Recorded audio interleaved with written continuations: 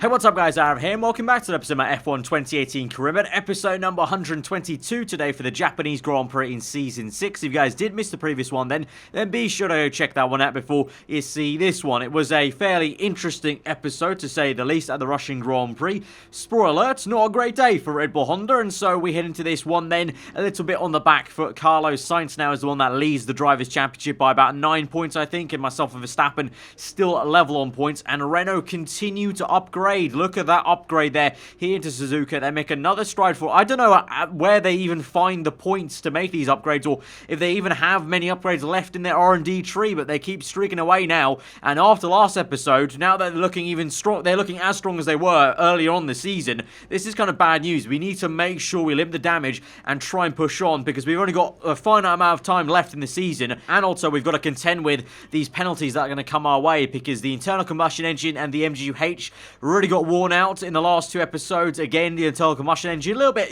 better, but still not amazing. So I decided to take both of these as penalties, because I'd rather have that than a bit of a worn internal combustion engine as well. So we have to take a 10 place grid penalty, because we're doing two of those component swaps. Thankfully, the gearbox is still fine. So unlike what was the case in Italy, we don't have to do a full 15 places, but 10 we do. So in theory, if we qualify, let's say P3, we're going to be down in P13. So we need to try and do the best job we can to get into that kind of top three, front row segment would be great in Q3, because then that does limit the damage when we come to the grid. We'll only be just outside the top 10, but you can see their confirmation there in the screen that we do have that 10 place grid penalty. But for now, we're just making our way through and just worrying about getting through the sessions, actually getting to a point where we can then limit the damage. So Q2 then run, and the Red Bull Honda was feeling actually pretty good around here. A lot of downforce in Sector 1, the chassis, the naturalness of the Red Bull chassis is going to come into play, and just like we have in the past, the car did feel pretty planted. Just about really trying to make sure we don't lose much time through sectors 2 and 3, where potentially Renault makes some time back up, down that back straight through 130R. I think Renault will be pretty strong around there in Q2. Then we make it through into Q3, but the Renaults are 1-2 there in the session, so they're looking pretty good. But Q3 is all different, and we'll see about that. But you can see the Mercs both make it in, so I think the engine power down that back straight will be making a difference, especially in the race when it comes to overtaking as well. But we got on our first run, a little bit poor into turn 1, went very wide, was lucky not to go on the grass there. So the first flying lap in Q3 is not going to be great, but I made it through into Q1, into Q2 and Q3 respectively on one set of tyres. So I do have a second run on a completely fresh set of tyres for Q3, so two fresh runs. You can see turn 1 now a lot better on the exit. Went a little bit slower, but that compromised the entry to get a much better exit, so we do gain a decent amount of time on the exit. And then through Sector 1, the car flowing really well through that S section down to the hairpin. We're getting a little bit more time as well. The first run wasn't too good, a little bit too cautious, because it's so easy to lock up on that hairpin with the way it's also cambered in, that I just went a bit too too easy on the brake pedal basically in the first run. But we're getting a decent amount of time at the moment though. Carlos Sainz goes faster to set the provisional pole position time there, so interesting. So we'll see where Ricciardo and Verstappen is in that. But as we come through now through the last corners and across the line, and it is going to be pole position for us ahead of Carlos Sainz. Nico Hülkenberg doing an amazing job in P3 there. Very mixed up qualifying actually with Hülkenberg right up there, because so far we've seen Hamilton being the stronger of the two Mercs really in most of the Q3 runs, but he's down in P7 behind Verstappen. Verstappen a little bit off the pace there, maybe made a mistake or got caught up in traffic, I don't know, but also Ricciardo didn't perform against his teammate Carlos Sainz, so a bit of a mixed up session there to be honest, but that bodes well for us then. Pole position, obviously we don't start on pole, we start 10 positions down. Of course it might be a little bit further up, you never know, but there's hopefully maybe fingers crossed some penalties that will help us out as well on the starting grid. But at least we now know we have some sort of pace in here, so let's just try and attack the guys ahead of us, try and do the best job we can, recover. And the aim is trying to not only overtake our teammate at some point in the race, but also now Carlos Sainz, because we are level on points with Verstappen, but we're 9 points behind Carlos Sainz. So if we want to still be in this championship fight, in the driver's title fight, we have to try and find some sort of way of getting past Carlos Sainz, whether that be strategy or a bit of luck. I'm hoping for anything, to be honest, in the race after what was such a disappointing race last time out at the Russian Grand Prix. So let's go to the grid then and get this thing started. We're live today from the Mie Prefecture of Japan as we look forward to the Japanese Grand Prix. The 2015 race here was one of only 5 Grand Prix in history to feature no retirements at all. Although with the highly competitive field we have today, I don't expect we'll be repeating that stat anytime soon. A lap of this historic racetrack covers 3.6 miles, and it's the only time during the season that we race on a figure-of-8 racetrack. The drivers can expect some intense G-forces through the 18 corners on offer here as they experience some of the highest average apex speeds on the Formula One calendar. And keep an eye out for overtakes going into the final chicane. Joining me for today's race once again is Anthony Davidson. Let's talk about Toro Rosso. What do you make of their performance so far this season? Well, the atmosphere within that team seems very positive at the moment. Everyone seems like they're in great spirits and having a lot of fun doing what they do, and that's definitely contributed to the performances we've seen. So let's have a look now at the starting grid ahead of the Japanese Grand Prix for Season 6 of the F1 2018 career. And so on pole position on the grid is Carlos Sainz, being obviously gifted that due to my penalty, with Nico Hülkenberg, the German, in the Mercedes in second place. And Ricciardo in third place, my teammate Max Verstappen in fourth on the second row. Third row is Hamilton, Fernando, Alonso, with the next one Pierre Gasly and Sergio Perez. Ocon and then myself in P10 with Sebastian Vettel P11 with Van Dorn P12. Hartley Magnussen next alongside then Bottas and Grosjean. Kimi Raikkonen in 17th place, Alonso on 18th, and then Charles Leclerc finds himself on the back row of the group with a penalty alongside Sergei Sorokin. Alright, so here we are then in P10, so one place higher than I thought, because thanks to Charles Leclerc being sent all the way to the back of the grid, we gained one free position then. So inside the top 10, the strategy today will be a one-stop super soft to mediums. That has been the kind of overall better strategy to go with at Suzuka in the seasons gone by from the AI and also myself doing it last year, and I think it's the best way for us to go about it, because if we maybe fit early or later, either way we try and get some clean air. That's the hope on medium tyres. And obviously, you know, Japan has been a pretty crazy race for us in this career mode so far. There's been a lot of action, sometimes, you know, some crashes, so let's hope for the best. Maybe the Carlos Sainz and Verstappen get caught up in that for our sake in the Drivers' Championship. But here we go then, from P10 on the grid, we just focus on our race start for now and worry about everything later as we go to 5 red lights to the Japanese Grand Prix, and we're underway, and it's a pretty slow start from us. Actually a lot of wheel spin in the second and third gears, and so we fall behind the two Force Indians that try to go 3 wide. There's a lot of contact up ahead. We have to take evasive action there. We're on the grass and gravel for a second there. We come back on track. We've got a legal overtake on Sebastian Vettel, but there are 2 cars going off on the left-hand side, one of them being the Force India car, but I don't know who the second one was. I want to hope it was maybe one of the Renaults or my teammate, but let's have a look then. So from second place on the grid, Nico Hülkenberg gets a stonking start there to try and take the lead of the Japanese Grand Prix. Carlos Sainz to the left, and Ricciardo comes through down the middle and shears off his front left tyre. Looky there, Daniel Ricciardo, how surprising! Ricciardo cheers off someone else's tyres. I'm definitely not bitter from the Russian Grand Prix, but what a start there from Ricciardo, to be fair. From third place, he sends one down the middle, making it 3 wide for a moment there, and gets up into first place of the Japanese Grand Prix, but in doing so, he shears off the tyre of Nico Hülkenberg, and that's how he's out of the Grand Prix then. And these two, the Force Indies, just came together because, it was a bad lock-up then from Sergio Perez, who just punted his teammate Ocon off the road then, and I was directly behind him and got caught up in that. And so now, speaking of Sergio Perez, we're going to close up on him and overtake him down the back straight using the Honda power to good effect. Of course, remember, it is of course our engine supplier's home Grand Prix. It's the Honda Japanese Grand Prix, so we have to make sure we try and do well. You know, forget about the championship, just in a race terms, we have to make this a good one, just so that we can kind of really impress at the engine supplier's home race. The first time Red Bull and Honda are partnering together, so we want to make it a good one. But very, very controversial, to be honest. Let me know what you guys thought, because some of you guys were, you know, a little bit adamant that Ricciardo should have got a penalty at the Russian Grand Prix for taking me out in the way he did, you know, swiping across me like that. This race, he's just sent one down the inside, albeit it's lap 1, things happen, but still, second time in a row now, Ricciardo sheared off someone's tyre. Very, very weird and sketchy, but now it's Ricciardo in first, Carlos Sainz down to second, as we now make a very sweet move on the outside of Van Dorn there, catch him napping and using the absolute beast of a car we have in aerodynamics terms in Sector 1 to get around the outside of him, and we're up into P7 then. But yeah, it's Ricciardo in first, Sainz in second, Verstappen third, so at least that's one good thing. Carlos Sainz is down already 1 position and down 7 points theoretically if he was to finish in that position, as we now try and send one to the outside of Pierre Gasly there. He locks up and taps our front right tyre, getting very aggressive, but we're having none of it, and we force our way through a little bit on the grass though, and a big tank slapper there, full opposite lock on the exits. We have to go very defensive against Gasly, try and break the toe very aggressively on the right hand side. We have DRS though, so that helps us out, and we're able to defend Gasly then into turn 1, and now we have to try and size up a move on Fernando Alonso. We're going to have to wait though until the very end of the lap as we come through, trying to set up a bit of a slingshot move through the spoon curves, going a bit wide on purpose on the entry, and then on the exit tighten it up, and now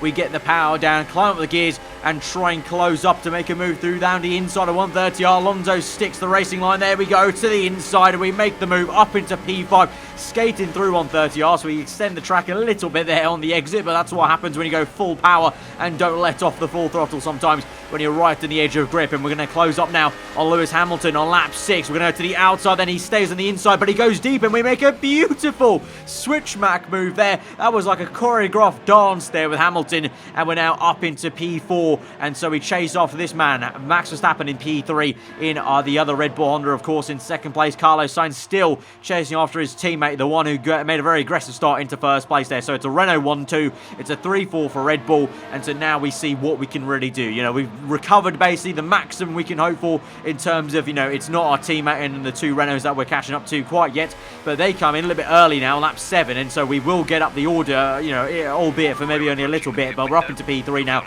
as Sainz makes an early pit stop then, and so myself, Verstappen, and Ricciardo will continue on for at least one more lap or two, I would say, as we move to lap 9. Ricciardo's in then, so me and Verstappen actually, it looks like we're going, both of us going a little bit longer than the two Renault cars actually then. So as we go through now, Verstappen P1, still going strong then, P2 is myself, and then the Renaults, well, they're down in traffic, and actually, interestingly enough, the reason why it looks like me and Verstappen are going longer is because the Renaults have gone that early, because they're both on super soft tyres. They've both gone for a 2-stop, and they find themselves now stuck behind the Toro Rosso car there. Ricciardo, Carlos Sainz pretty much nose to tail there, and Carlos Sainz wasn't that close to Ricciardo before, so the traffic is bunching them both up, and that Toro Rosso car is not going to be as fast because that Toro Rosso is on soft tyres, and that's Van Dorn, I want to say. And so as Ricciardo makes a move around the outside, these two Renault guys now they've got to be on a 2-stop. There's no way, because if they were on an audacious 1-stop, they would go to soft tyres, but they've both gone to supers, so they have to also the rules, they have to pit once more to actually change their compounded tyres. So this is going to open it up for not only myself but Verstappen as well. Remember, now both of me and Verstappen, if Verstappen's also making a 1-stop, both of us now have the potential to jump the Renault cars on this strategy, because the 1-stop not only gives you track position, but you know, it seems like we have enough pace, because both me and Verstappen are still pretty okay on lap times as we're going quite long into this race, indeed all the way on to lap 10 this will be, and Verstappen now comes in. We're going to continue on in P1, so Verstappen comes in, but you can see top left, he's on mediums, and so we have a very good chance. The only question is, will Renault have too much pace for us now on those faster tyres to catch us up? But we now make a pit stop on the very next lap, and we'll leave that question hanging in the air until the second pit stop, because that's when we'll find out. You know, if the two Renault guys pit and they come out behind us, that is going to be the sign that we've got this maybe in the bag, but we'll have to wait and see. But the mediums versus the super softs, I don't know. I mean, you also got to factor in that performance chart. You know, the Gulf was so big there on that latest performance chart here into Suzuka. Add in the super soft tyre versus the mediums, which I've never been a big fan of the medium tyres on this circuit, but in the last 2-3 seasons I've had to admit the 1-stop's a much better way to go at Suzuka, as much as I don't like the mediums around here. So we'll just have to see about that. But we come out behind Sebastian Vettel then, so we have to try and catch him up. He's also on a 2-stop potentially. He's on soft tyre, so we catch up to our former teammate, and then it's going to be a very easy move to the inside of 130. Although, to be fair, Vettel's going pretty well actually at the moment here in the top 10, so Ferrari might be improving somewhat, but we're in P5 now. Verstappen up ahead of us, overtaking Van Dorn actually, as Van Dorn comes in for his pit stop. So we're going to come up onto lap 13. We're back up into P4. Verstappen P3. You can see in the mini-map the two Renaults far out ahead in P1 and P2. And now is where all the groundwork gets laid. Me and Verstappen have to make sure we go as fast as we can on these medium tyres and keep up our minimum lap times. And hopefully the tyre wear kicks in for the Renaults. They eventually come in and they're going to fall out behind us. And so we actually cut to the moment now where Carlos Sainz comes into the pits from P2. There is Verstappen in P3 coming through on the medium tyres. And so this will be him up into P2. And Carlos Sainz will fit on the soft tyres and the classic 2-stop, super, and soft tyres then. And so now's the question, where are we going to be? I think you can just see us actually on the right-hand side there coming through your screen. Across the line this will be. And we're ahead of Carlos Sainz up into P3. He's actually might even fall behind the Mercedes car, in fact, actually, just there into turn 1. Yeah, look at the top left, so that's going to be a little bit more help then, trying to keep Carlos Sainz at bay. Of course, I would imagine the Renault is going to quickly overtake Hamilton, but he does, actually, on lap 17. He's already there, up into P4. But now, here is the question mark over Daniel Ricciardo. We come through. It's going to be so close into turn 1. He is ahead of us, but he goes wide on cold tyres. We dive it to the inside, and we're up into P2 then. It is a 1-2 now for Red Bull Honda at the Honda Japanese Grand Prix. Ricciardo in third place, Carlos Sainz in fourth. And so now we're all going to the end of the Grand Prix on the respective tyres we're on. And that was so close. Like, literally, you know, as it was on track, Ricciardo did get ahead of me and stayed ahead of me. So he did have the pace there. But then, crucially, went too deep into turn one. And the cold tyres, you know, versus my warm tyres, the mediums as well, the better line down the inside. And Bob's your Uncle up into second place. And now you look at that, Carlos Sainz up into third place. I'd imagine maybe that's a bit of team orders, as Ricciardo made that very easy for Sainz. But he's up into P3 now. So the three championship contenders are 1, 2, 3. But in the reverse order, I guess. Carlos Sainz in third place. He's the leader of the championship.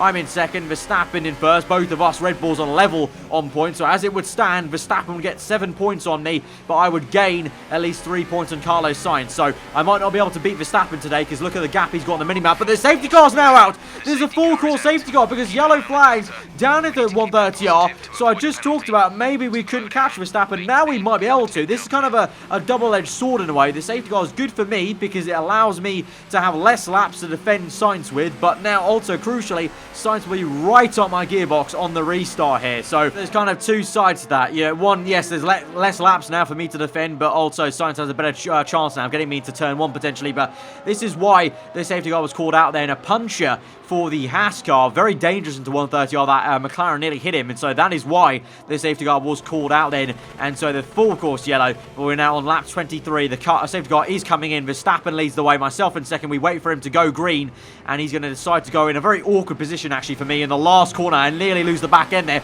And so Verstappen goes early, and so I talked about maybe there's a chance against Verstappen, but Verstappen has way too much pace on the exit. It gets away from me already by about nearly a second there, as now Sainz is going to try and make a move on the left-hand side. We go defensive to turn one. We're going to maintain P2 for now, but for how long? We've got about 3 laps left in this Grand Prix. Can we maintain P2? We're actually still keeping Verstappen honest, to be fair. We're within at least 1.5 seconds there, but Sainz now is trying to move, flexing the muscle of that Renault engine on the outside there. We're to the inside. We're defending. We're side by side still through 130R. Carlos Sainz dive bombs down the inside. We lock up on the front right tire, but we swoop across on the racing line and maintain P2. Carlos Sainz on the outside. Obviously, I have the kind of right of way on the inside there into the chicane, so we're able to maintain P2. And so on lap 25, looking at the mini-map, Verstappen is getting away quite rapidly. You've got to be honest here. I don't think I'm catching Verstappen, to be honest. I don't have the pace in this car at the moment. He's doing a stellar job in P1. So now our job is just to make sure we can secure this P2, because it's the best chance we have of trying to gain the championship here. We're going to have to go very defensive. Squeeze Carlos Sainz to the inside there. He sets the fast lap of the Grand Prix.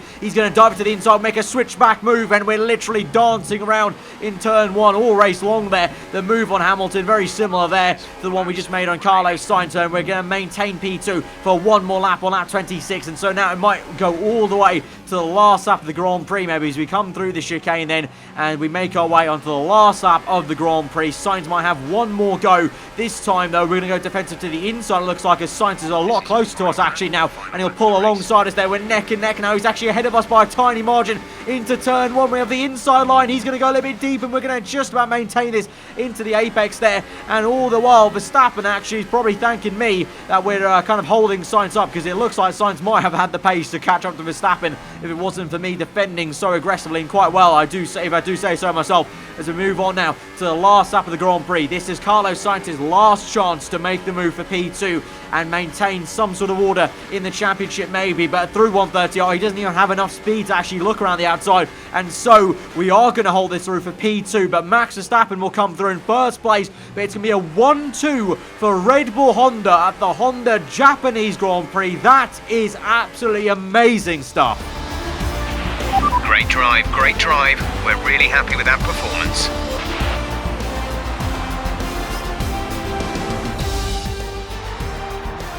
It was a magnificent race and a drive right out of the top draw to take the win for Red Bull today. So, how exactly did they set themselves apart from the pack today? I feel like consistency was probably the key today. There's being quick, and then there's being quick lap after lap after lap. If you can do that, you can capitalise on other people's errors without making many of your own. And that's an approach that can push you a long way up the field. So here come our winning drivers today, and what a race it was. There's been a big push at the factory lately to get these cars ready, and we can see the fruits of that labour today as Red Bull lift the winner's trophy.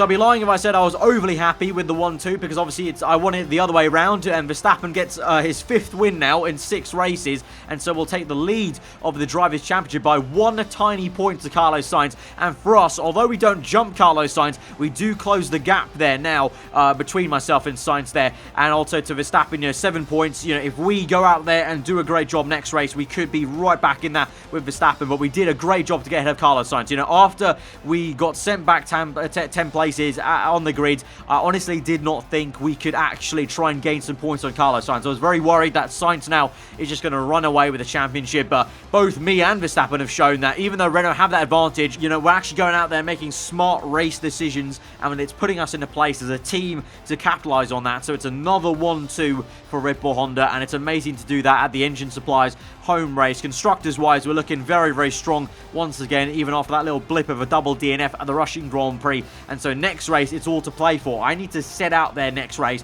I need to beat Verstappen. We need to take the fight to him now. It's been too long now. He's been beating us, race after race. Obviously it's great for you guys to see my teammate for once absolutely thrashing me like this, but for me, for my sake, for the championship, I need to pull up my socks now, and we need to beat Verstappen next race. There's no ifs or buts. We have to beat Verstappen next race. Good day today. Tell us about it from your perspective. You really cut your way through the field today. What was your strategy? Got to compliment the power unit, of course. Foot to the floor. The power came in handy, especially down towards 130R. You see the way we're powering past people there. You must be happy with the result today. Didn't really feel like answering left or right. Going to go with the bottom answer, go a bit egotistical, say I'm going to need a new trophy cabinet with all these trophies for the podiums. You really looked in control of your car out there. Your team must be thrilled. Going to go with the good feel answer here on the left-hand side and really compliment the team and say I'm thrilled to have their support. That's going to be a rep increase for Red Bull Honda there. That was a close finish. How are things between the two of you? And of course, things have been heating up between myself and Verstappen. There really is a rivalry brewing here, inter-team battling in Red Bull. And I'm going to say heated. I love a good fight on the left-hand side there. Be very showmanship there. And I'm raring to go next episode. Great. Well, that's everything.